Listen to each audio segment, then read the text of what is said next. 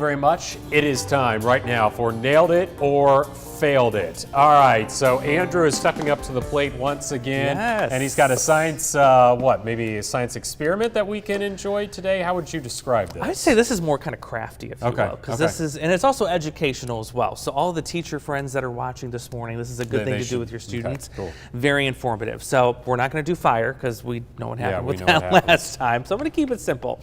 So what you'll need for this project, what we're going to do is we're actually going to make a cloud chart using cotton balls, construction paper, some markers, and some glue. Okay. So really simple. It doesn't get any simpler than this. So this is the example of what we're going to be making on a smaller scale. I did this up in Rockford. Very cool project. The kids absolutely loved it. So I actually made it a little bit bigger for us this time. Okay. We've got a huge cloud chart now to make. Wow. So in the interest of time, what I've done is I've taken 2 pieces of blue craft paper, glued them together.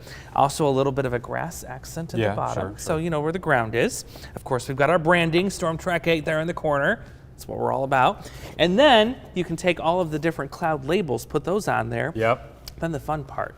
We're going to take the cotton balls and we're actually going to try to make the clouds. Simulate what the clouds look like. Yeah, so if you need an example, because I know, John, you're not a weather weenie like I am, this is what the clouds should look like. Cirrocumulus. Cirrocumulus, yes. There's so many different ones. Here. Okay. And they're really hard to remember, especially when I was doing meteorology school in college. It was hard to remember what all these different clouds were, and this just touches the surface. There's like hundreds of these. So I picked out the most popular ones to put them on the chart here. So maybe start with cirrus, because with cirrus it's thin, very wispy. So find that on your chart. Okay, right towards there. the top. Yep. These are very high in the sky. So just kind of pull apart your cotton. Okay. Stretch it out. And then we're going to glue a little bit of it up here. Make it as thin as possible. The top. Yeah, make it as thin as possible. Okay. Now the one kind of crappy thing, if you will, about this project is you're involving glue and cotton. So if you're going to get some glue stuck on your fingers, you imagine you're going to get some kind of cottony fingers or hairy fingers with some cotton fibers, however you want to think of it there.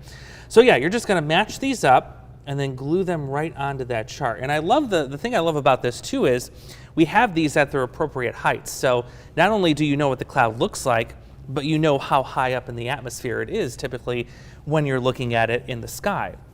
Now I think the best one to put together is the cumulonimbus. So you're going to see that down in your lower left. That is the big towering thunderstorm cloud. So you're really going to have to take your glue and go really, really high up into the atmosphere there. Wow. And be generous with this too, because you're going to be layering the cotton like crazy with this particular cloud. So go ahead, smack it up with a good amount of glue. Look at that. I know, right? That's awesome. Now go ahead and just layer. So this is why you got so many cotton balls, because especially like cumulonimbus, like there's a lot of cotton that's needed. There's a lot of cloud involved with the good old cumulonimbus cloud. So yeah, you'll want to layer it nice and thick on your paper there. Very tall too.